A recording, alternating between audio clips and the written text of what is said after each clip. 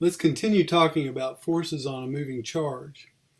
In this diagram, what we have is a magnetic field that's traveling into the page or into the board or into the picture as we look at it, and a charge that's traveling in a circle through that. And what you see here is that the generated force is toward the center.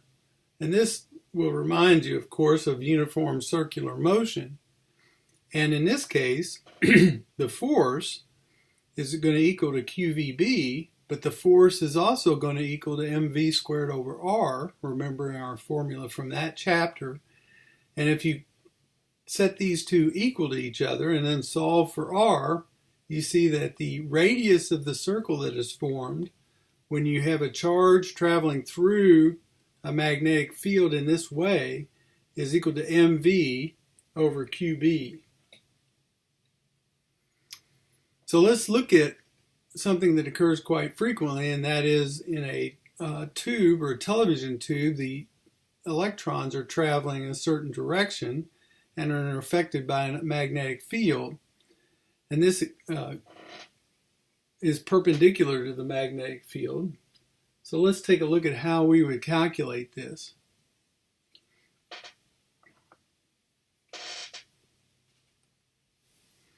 So we need to know m, and I looked this up, and the mass of an electron is 9.1 times 10 to the minus 31 kilograms. The charge of an electron, we remember, is minus 1.609 times 10 to the minus 19 coulombs. The velocity given here is 6.00 times 10 to the 7th, and the field is 0.500 Tesla. So we know the formula R is equal to mv over qb. This is going to be 9.1 times 10 to the minus 31 times 6 times 10 to the 7th divided by 1.609 times 10 to the minus 19 and 0.5. Now if you do all this calculation, the radius here is equal to 6.79 times 10 to the minus 4 meters. Now, a magnetic field exerts a force on a current-carrying wire in the direction that is outlined by the right-hand rule. And this is called right-hand rule 1, by the way, because you're using your hand open. The previous right-hand rule is actually called the right-hand rule 2, the one where you point your thumb in the direction of current and your fingers represent the direction of the magnetic field. And this force can be large enough to move this wire if enough current is passing through the charge. The first force on a current-carrying wire in a magnetic field is calculated using the formula shown here. I, which is charge per unit time, L is the length of the wire, and B is the magnetic field again. And I is just another way of looking, I times L is just another way of looking at the charge and the velocity. Again, theta is the angle between the field and the velocity vector. And then the direction of the force is given by the right-hand rule. Now here, A, in each of these, we need to estimate or calculate for each of the following, give the direction of the current.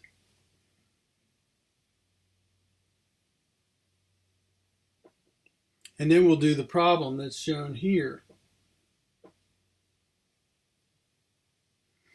So this first one, if you point your finger, well, let's point our thumb in the direction of the current, or excuse me, in the direction of the field coming out, and our index finger in the direction of the force, then the natural direction of the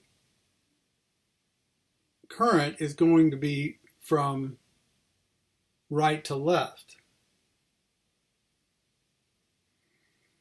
From right to left.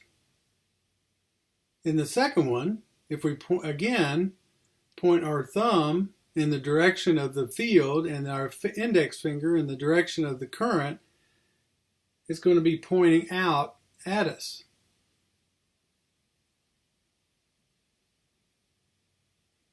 Now both of those I just told you would be the direction of the positive charge. Therefore, the current itself would actually be in the opposite direction. So the first one would be from left to right, and the second one would be into the page. And the last one, if we point our thumb again in the direction of the field, which is in,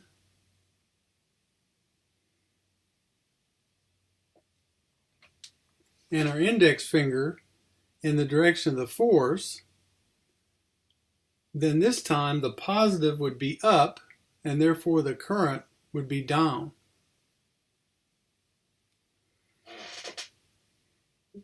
Take a look at these carefully and look at the examples in your book, because sometimes people have some problems with these, and see if you can figure out what I'm talking about. If in design B above, the power line carries a current of 1,000 amps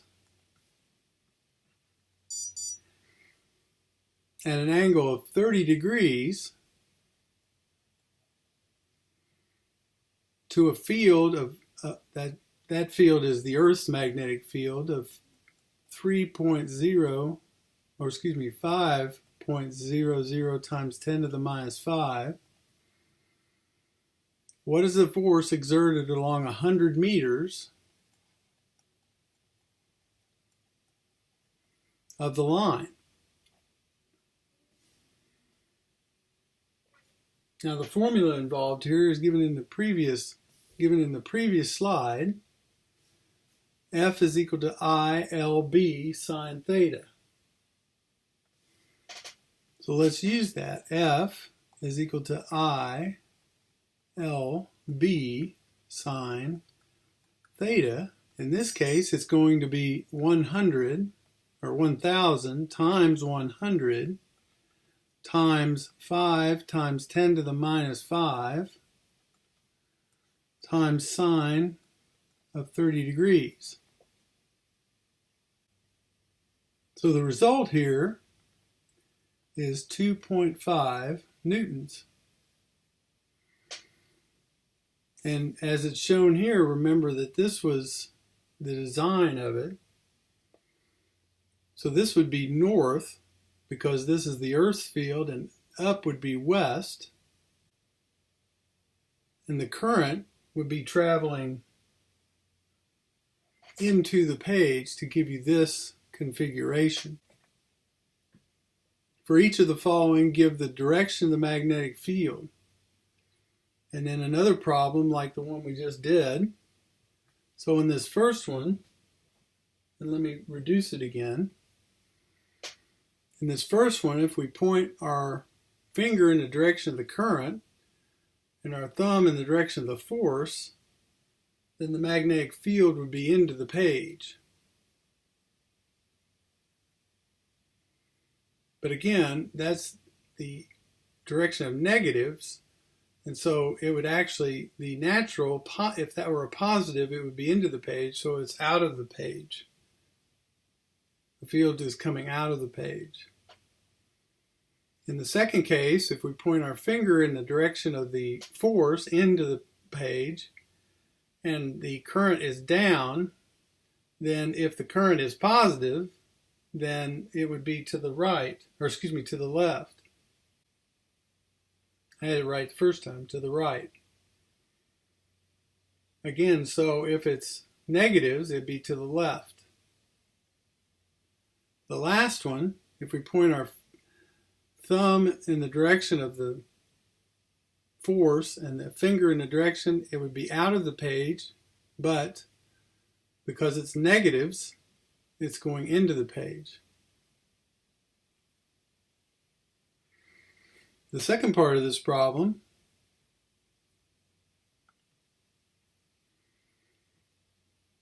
we have I is equal to 30.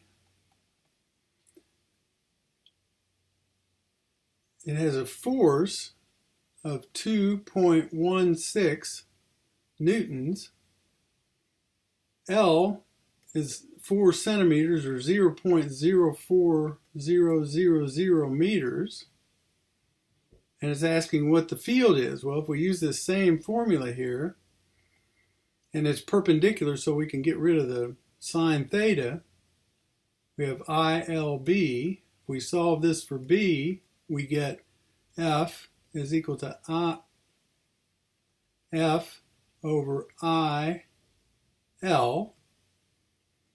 So that's 2.16 divided by 30.0 times 0.04.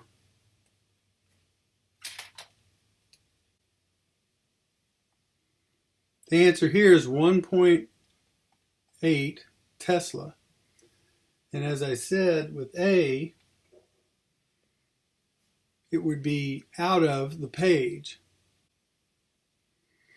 Now let's talk about a torque. And this is actually how an electric motor works.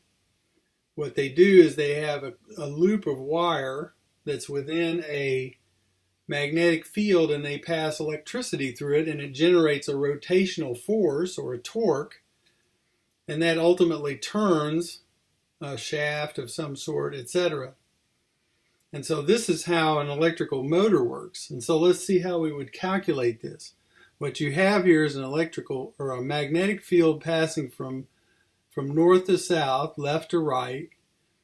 The length of the field that is in perpendicular to the field, the length of the wire, travels from the bottom to the top and then from the top to the bottom.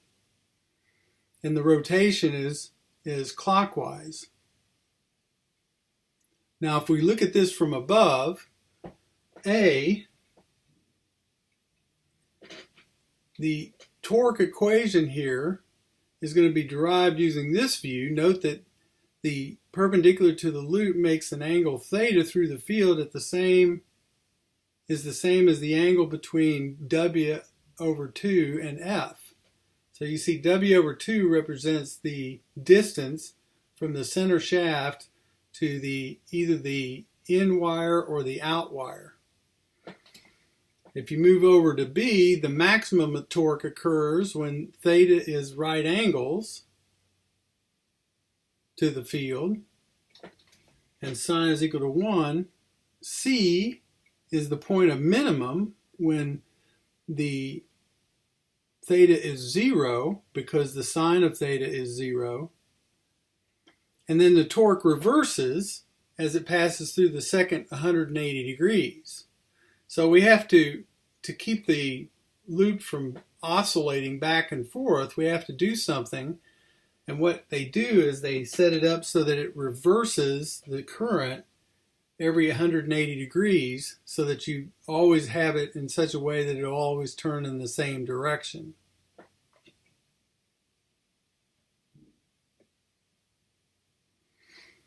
So if we look at this, here is a wire set up on a battery. And what this shows here is that and what we'll talk about in just a second is you'll notice that the part that contacts the battery is split and that there are brushes that contact the battery, and this allows for the reversing of the current. So as the angular momentum of the coil carries it through the theta equals 0 degrees, which is the point at which it stops, the brushes reverse the direction of the current to keep the torque clockwise. And this makes the coil rotate continuously in a clockwise direction, and the current reverses within the loop every half revolution or 180 degrees so that you maintain the clockwise torque.